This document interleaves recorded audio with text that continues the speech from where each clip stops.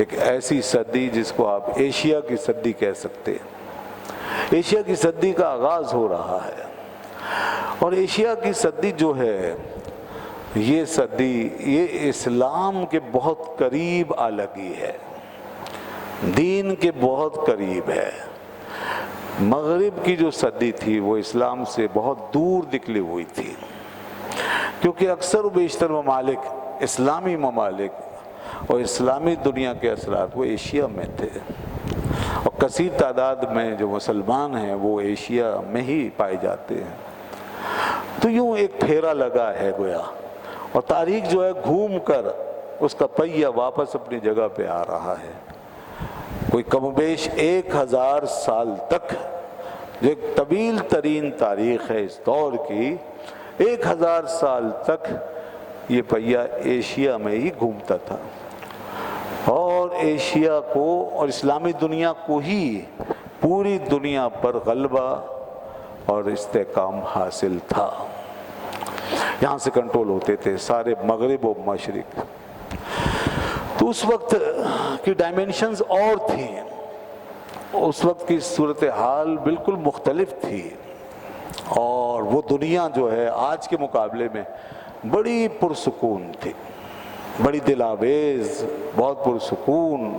بہت اطمینان بخش، جس میں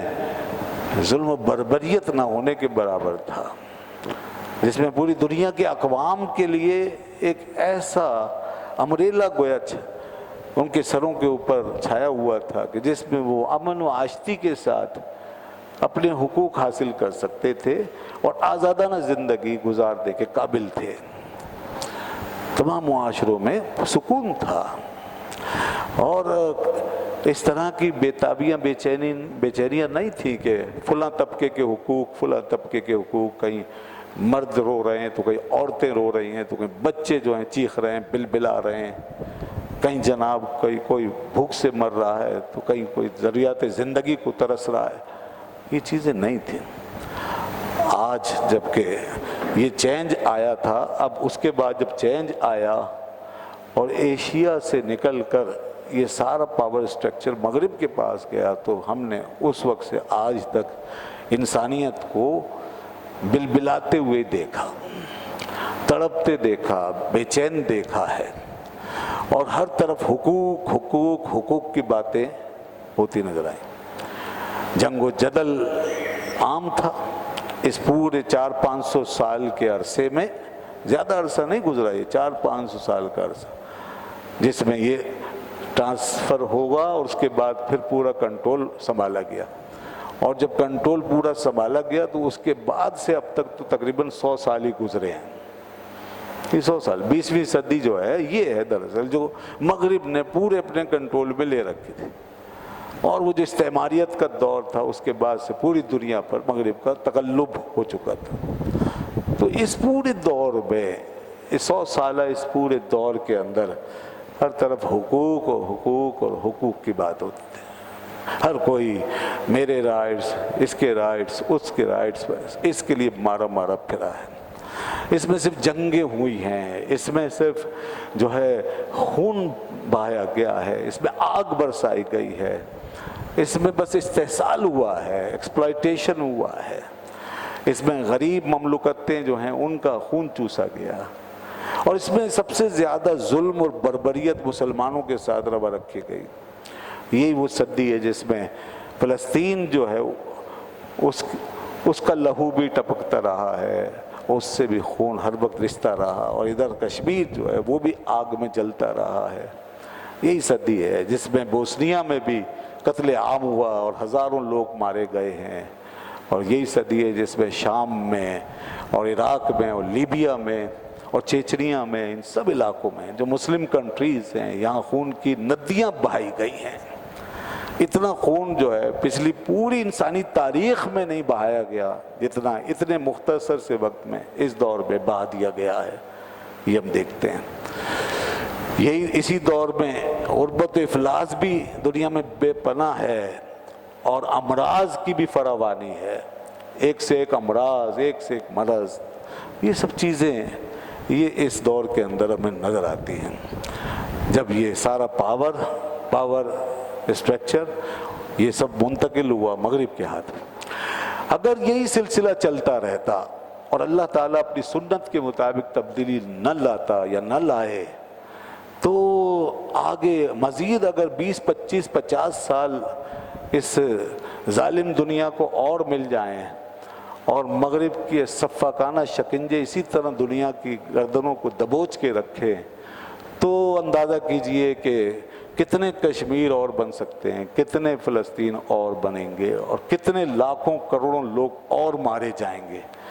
और कितने ही ममालिक पर मज़ीद हमले होंगे। तो कितनी इंसानियत की तबाही है।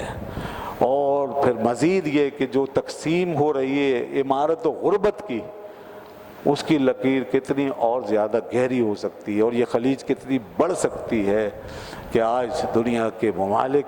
बहुत सारे ममालिक वो गरीब से गरीब तर होते चले गए हैं, और कर्ज़ों की लानत में ऐसे जकड़े जा चुके हैं कि अब उनके पास सिवाय ग़ुलामी करने के कोई रास्ता नहीं है। और एक तबका जो ताकतवर, मज़ीद ताकतवर होता चला गया। अब सिर्फ ममालिक ही की बात नहीं, दुनिया के मुख्तलिफ़ कंपनियों ने, उन्हीं के मातहत पलने वाले, उन्हीं के मातहत परवान चढ़ने वाली मुख्तलिफ़ कंपनियाँ, मुख्तलिफ़ इदारे, वो भी इतने पावरफुल हो गए कि दुनिया की एक बड़ी दौलत उनके हाथों के अंदर मरकूज़ हो चुकी है, और कई कई ममालिक जो हैं वो उनसे ज़्यादा उनके पास ज़र मुबादला है, उनके पास दौलत है, पैसा है। बल्कि अब बात इससे भी आगे जा चुकी है कि सिर्फ कंपनियाँ ही नहीं, चंद ऐसे अफराद दुनिया के अंदर उंगलियों पे गिने जा सकते हैं जिनके पास दुनिया के 10-20 ममालिक से ज़्यादा दौलत मरकूज़ हो चुकी है, और चंद ऐसे हाथ हैं जो दुनिया में सबसे ज़्यादा पावरफुल हैं।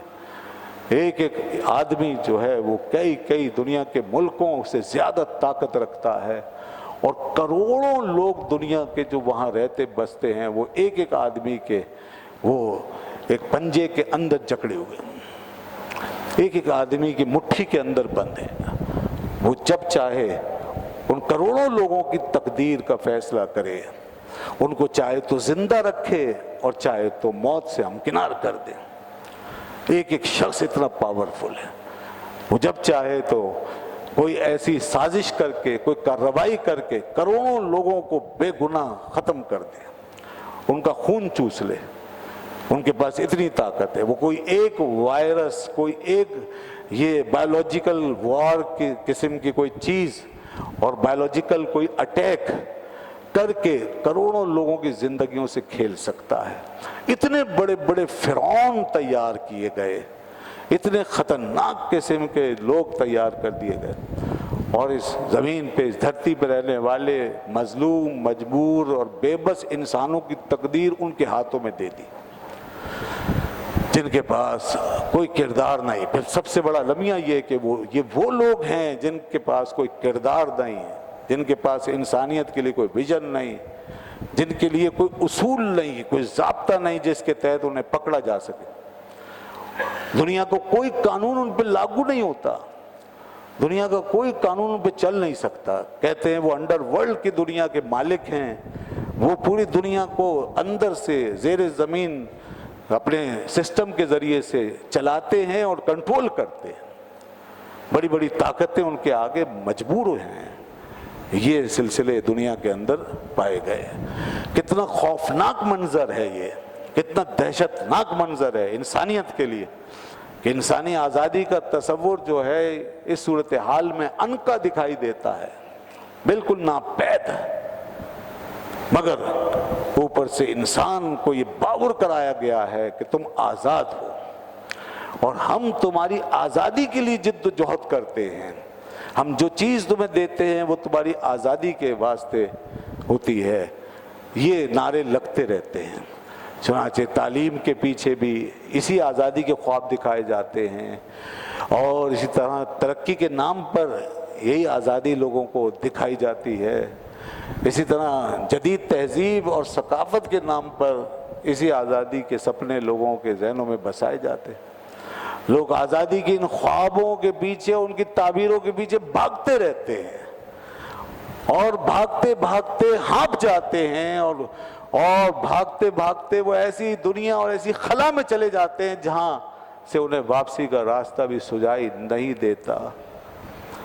دنیا نے ان کو ایک ایسے حیرت کدے میں ڈالا ہوا ہے۔ انسانیت، پورے ملک، ساری تہذیبیں وہ انہی خوابوں کے پیچھے بھاگ رہی ہیں۔ مغرب سے وہ ایک ہاتھ سے چیزیں لے کر کے دوسرے ہاتھ سے اپنی قوم پر وہ سسٹم، وہ نظام، وہ نظریات مسلط کرتے ہیں، اور پھر جو وعدے ان سے وہاں کیے گئے ہوتے ہیں وہ وعدے یہاں لوگوں کو دلا کر اور ان وعدوں کی تسلیاں دلا کر لوگوں کو یہ سمجھانے کی کوشش کرتے ہیں کہ یہ جو کچھ ہے تمہاری فلاح و بہبود کے لیے۔ دوستو 50 سال گزر گئے، 60 سال گزر گئے، 70 سال گزر گئے، مگر دنیا کی تقدیر نہیں بدلی،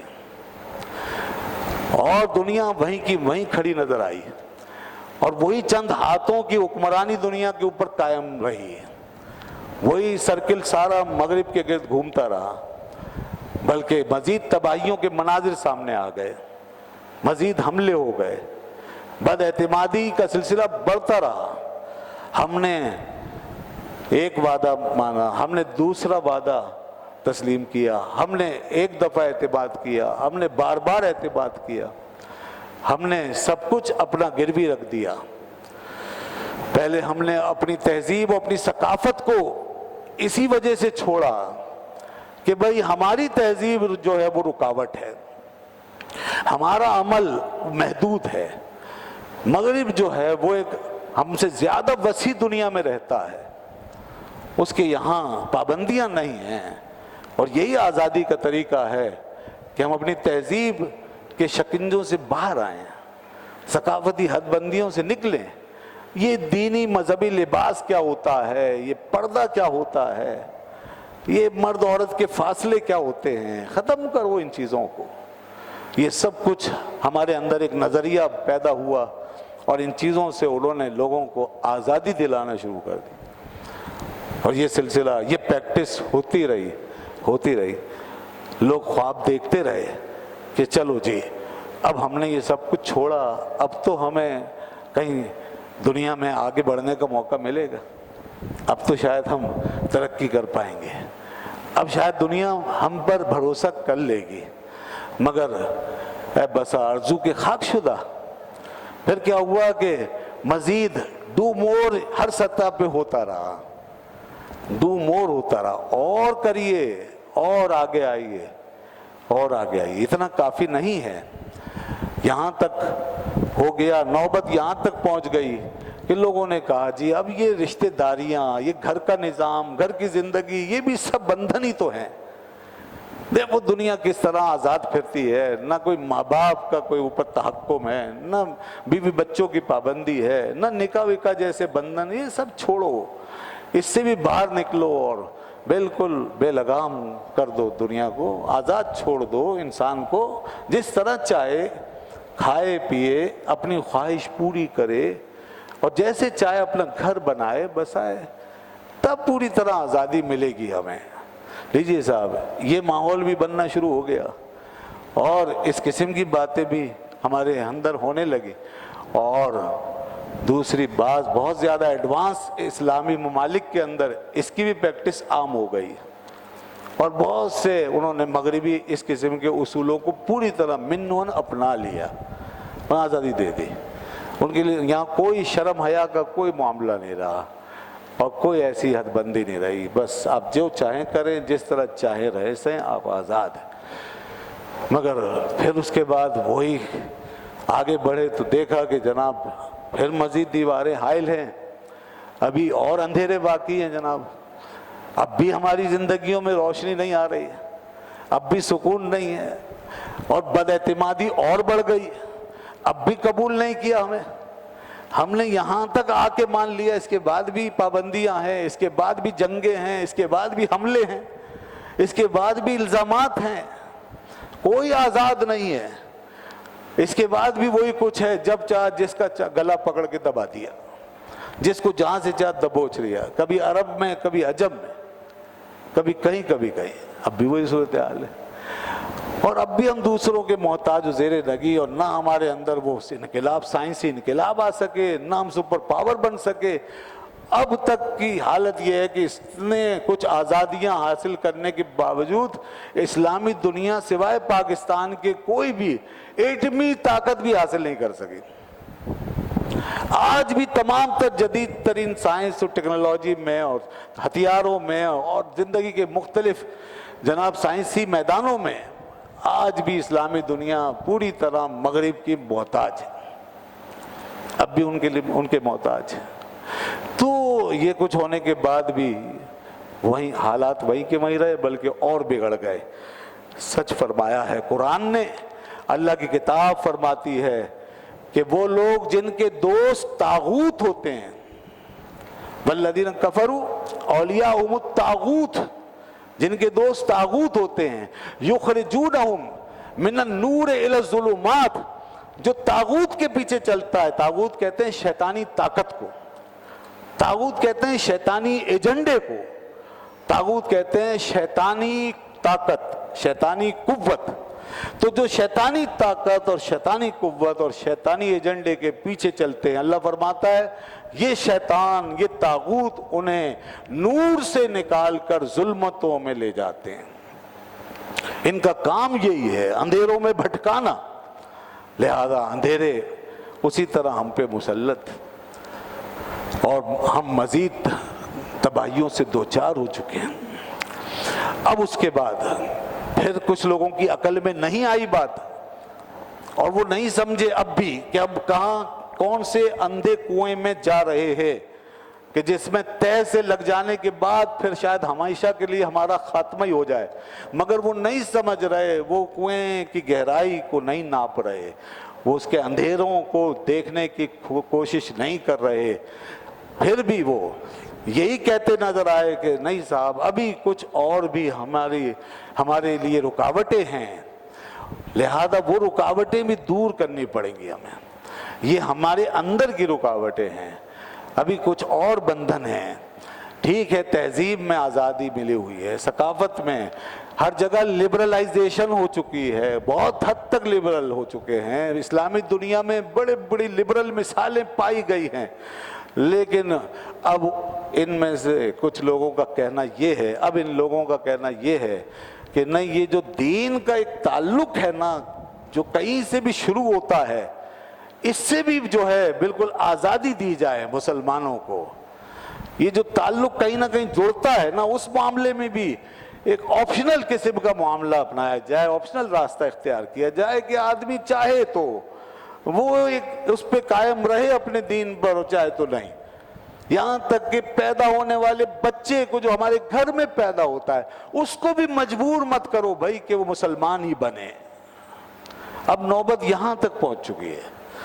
باہر تو چھوڑیں کہ کسی کو باہر جا کے اب تبلیغ کریں، اس پہ بھی پابندیاں، اپنے بچوں کو بھی ہم ایسا ماحول پرووائڈ کریں کہ تعلیم کے نام پر یا کسی بھی حوالے سے وہ کہیں سے اپنے اوپر جبر محسوس نہ کریں۔ اب یہ ڈیمانڈ کی جا رہی ہے مسلمان سے، اور گویا کہ وہ وقت آ گیا کہ جہاں پر ہم سے شیطان اور شیطانی طاقتیں پورا کفر کروانا چاہتی ہیں، اور اسلام سے ایسے ہاتھ اٹھا کر کے ہمیں بیزاری کا اعلان کروانا چاہتے ہیں کہ ہمیں یہ دین نہیں چاہیے۔ نعوذ باللہ من ذالک۔ یہ ہے اب خواہش کے پورا اعلان و اظہار ہو کہ تم اسلام سے بیزار ہو اور دین کو اور قرآن کو اور سنت نبوی کو اپنے راستے کی رکاوٹ سمجھتے ہو۔ یہ تبصرے اب لوگوں کے منہوں سے یہ باتیں نکل رہی ہیں، اور جب وہ یہ باتیں کر رہے ہوتے ہیں کسی بھی مسئلے پہ ڈیبیٹ کرتے ہوئے، جیسے تعلیم کا موضوع چلا ہوا ہے، سب تعلیم میں بڑا کچھ اصلاحات کی جا رہی ہیں، کوئی اچھی چیزیں آ رہی ہیں، تو کچھ آزادیاں بھی دی جا رہی ہیں، کچھ پہلے نصابوں میں تبدیلیاں بھی کی جا چکی ہیں۔ اب جو کچھ اصلاحات اور کچھ دین کی چیزیں رکھی جا رہی ہیں، یہ ایک اچھی کوشش ہے کہ بچوں کو، چھوٹے بچوں کو ناظرہ قرآن وغیرہ یہ پڑھایا جائے، اور اس کے ساتھ اس کا ترجمہ، مفہوم کہ قرآن کیا کہتا ہے، یہ بھی انہیں سکھایا جائے، اور اسی طرح احادیث نبویہ صلی اللہ علیہ وسلم کی تعلیم انہیں شروع سے ملے اور وہ احادیث کو یاد کریں کہ ہماری ایک بنیاد ہے نا، ہماری ایک پہچان ہے، ہم مسلمان ہیں، تو ہمارے بچے کو کچھ بیسکس جو ہیں وہ معلوم ہونی چاہیے۔ تو اس پر جو واویلا مچا ہوا ہے، جو شور مچ رہا ہے، وہی لبرل کلاس، وہی لبرل فاشسٹ اور خونی لبرل جن کو کہنا چاہیے، بالکل آزاد خیال لوگ جنہوں نے اپنے اندر سے یہ ساری چیزیں کھرچ کے پھینک دی ہیں گویا، اور وہ جناب بیٹھ کر کے اب اس پہ تبصرے کرتے، تنقید کر رہے ہیں، کرتے ہوئے نظر آ رہے ہیں کہ نہیں جی اس کی بھی کیا ضرورت ہے، اور یہ کیوں آپ بچے کو پابند کر رہے ہیں، کیوں پابند کر رہے ہیں، کیوں اس پہ جبر کر رہے ہیں، یہ چیزیں آپ انہیں پڑھا رہے ہیں۔ اس سے بچوں کی تخلیقی صلاحیتیں متاثر ہو جائیں گی، اس سے بچوں کے اندر کریٹیوٹی پیدا نہیں ہوگی، وہ کیسے فیصلہ کر سکیں گے آگے جا کر کہ ہمیں کیا کرنا ہے؟ ہاں کیسے فیصلہ کر سکیں گے؟ اس بات کا کہ انہیں مغرب کا غلام بننا ہے، انہیں بے لگام آزاد رہنا ہے، انہیں اپنی تمام جناب حیوانی خواہشیں اپنی مرضی سے پوری کرنی ہے، انہیں حیوانی تہذیب کا دلدادہ بننا ہے، یہ اصل میں ان کی آزادی، اس پہ قدغن لگ جائے گی۔ کیونکہ دین ہمیں جہاں ہمیں روکتا ہے، یہ تخلیقی وخلیقی تو سب ایک بہانے کی باتیں ہیں، محض یہ خوبصورت الفاظ ہیں سائنس کے، تخلیقی ذہن کے، اور جناب اسی طرح پروگریسو ذہن، یہ باتیں یہ سب خوبصورت الفاظ کا ایک طلسم ہے جس سے جدید ذہن کو گمراہ کیا جاتا ہے۔ اگر تاریخ اٹھا کے دیکھیں تو سب سے زیادہ تخلیقی ذہن اور سب سے زیادہ تعمیری ذہن اسی ماحول میں پیدا ہوئے ہیں جہاں بچوں کو شروع سے اللہ اور اس کے رسول کا نام سکھایا گیا ہے۔ سب سے پہلے مسلمانوں کی دنیا میں، جب دنیا ساری کی ساری اندھیرے میں تھی اور کہیں بھی علم اور سائنس کا نام و نشان نہیں تھا، انہی لوگوں نے دنیا کی آنکھیں کھولیں جو اللہ رسول کی غلامی میں پل کے بڑے ہوئے، اور جن کا تعلیمی نظام قرآن و حدیث سے معمور ہوتا تھا، اور جن کے ذہنوں میں اللہ تعالیٰ کا اور رسول اللہ صلی اللہ علیہ وسلم کا تصور جگمگاتا ہوتا تھا، اور جو توحید اور رسالت اور آخرت کے عقیدے سے جڑ کے چلتے تھے، نہ وہ شرک کرتے تھے، نہ کفر کے قائل تھے، نہ وہ ایسی آزادانہ قسم کی معاشرت کے دلدادہ تھے، بلکہ وہ دینی تعلیمات ہی کو اپنے لیے ایک واحد راستہ جانتے تھے۔ اسی راستے پہ چل کے دنیا میں سب سے بڑے لوگ پیدا ہوئے جنہوں نے اپنی ذہنی صلاحیتوں سے کام لے کر دنیا میں وہ کارنامے انجام دیے ہیں جس کا آج مغرب و مشرق تصور بھی نہیں کر سکتے۔ بغیر آلات و اسباب کے صرف ذہنی صلاحیتوں کو بروئے کال لا کے انہوں نے وہ کام کیے ہیں کہ جو آج کے انسان سے متصور ہی نہیں۔ آج جو کچھ ہے سب ٹیکنالوجی کی بنیاد پر ہے، مشینوں کے ذریعے، آلات کے ذریعے۔ آپ کو ایک حساب لگانے کے لیے کیلکولیٹر چاہیے، کمپیوٹر چاہیے، بس یہی ترقی ہے آپ کی۔ اور پہلے ہر بچہ جو ہے وہ اپنے دماغ میں کیلکولیٹر اور کمپیوٹر رکھتا تھا، اور جب پڑھ لکھ کے وہ باہر آتا تھا تو پوری دنیا کا حساب کتاب اس طرح مہارت سے کرتا تھا کہ آج کی دنیا حیران ہوتی ہے کہ یہ سب صلاحیتیں کیسے پیدا ہو گئی۔ انہوں نے اتنی بڑی بڑی کتابیں لکھ دیں بغیر مشینی دور کے، بغیر پریس کے، بغیر جدید قسم کی تصنیف و تالیف کے طریقوں کے، مینول طریقے سے انہوں نے کام لے کر اتنی بڑی بڑی کتابیں لکھ دیں کہ آج ان کتابوں کو کوئی پڑھ بھی لے تو بڑا کارنامہ ہے۔ یہ ان کی ذہنی صلاحیتیں تھیں، یہ وہ صلاحیتیں تھیں جو دین کے ماحول کے اندر ان کو ملی تھی۔ ان کو آج یہ کریٹیوٹی نظر نہیں آتی، یہ تخلیقی صلاحیتیں نظر نہیں آتی۔ کہتے ہیں جی دین جو ہے وہ تخلیقی صلاحیتوں کو روک دیتا ہے۔ انہوں نے اپنے نظریات کو مسلط کرنے کے لیے محض مفروضے بنا رکھے ہیں، اور دین کو اپنے تئیں انہوں نے ایک اپنے نظریے کا لباس اڑا دیا ہے، اور اپنی اینک لگا کے دین کے نظریے کو دیکھنا چاہتے ہیں۔ دین کہیں سائنس یا علم کے راستے میں رکاوٹ بنتا ہی نہیں ہے۔ دین کا یہ موضوع ہی نہیں ہے کہ وہ سائنس سے الجھے، علم سے اور تحقیق سے الجھے۔ دین کا سبجیکٹ ہی الگ ہے۔ دین تعمیر انسانیت کے لیے آیا ہے، دین انسانیت کے سدھار کے لیے آیا ہے، دین انسان کا خدا کے ساتھ کانٹیکٹ بنانے کے لیے آیا ہے۔ دین ہماری بے لگام خواہشیں، حیوانی آرزویں، ہمارے اندر نفسانی جو بے تحاشا اور بے لگام خواہشات کا ایک سمندر ہے، ان کو کنٹرول کرنے آیا ہے کہ انسان حیوانیت کے راستے پہ نہ چل پڑے، بس انسان اپنی انسانیت کے اندر تعمیر ہو کر بلند ہو، انسانیت کے فریم کے اندر وہ ترقی کرے۔ تو جب یہ دین نہیں رہا، اسی لیے اللہ نے اس کو حنیفہ فرمایا، سیدھا ہے یہ دین، بالکل اسٹریٹ، کہ آپ کو انسانیت کے فریم کے اندر رکھ کر آپ کو ترقی بھی دلاتا ہے، آپ کو بلندی بھی دیتا ہے، عروج بھی دیتا ہے اور غلبہ بھی عطا کرتا ہے، مگر انسانیت کے فریم میں۔ یہی فریم ٹوٹ جاتا ہے جب ہم یہ باتیں کرتے ہیں کہ جی تعلیم کو آزاد کرو، جب ہم یہ کہتے ہیں جی کیا ضرورت ہے قرآن پڑھانے کی، کیا ضرورت ہے جناب یہ احادیث سکھانے کی۔ یہ فریم توڑنے والی باتیں ہیں، یہ فریم توڑا جا رہا ہے اور کوشش کی جا رہی ہے کہ مغرب کو اس کے حیوانیت کے رنگ میں پوری طرح قبول کیا جائے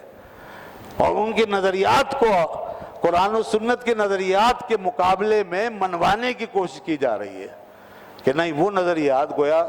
آؤٹ آف ڈیٹ ہو گئے جو قرآن و سنت نے دیے، اور یہ نظریات ہیں ایڈوانسڈ۔ یہ ہے اس وقت کے دور کا تقاضا۔ اسی لیے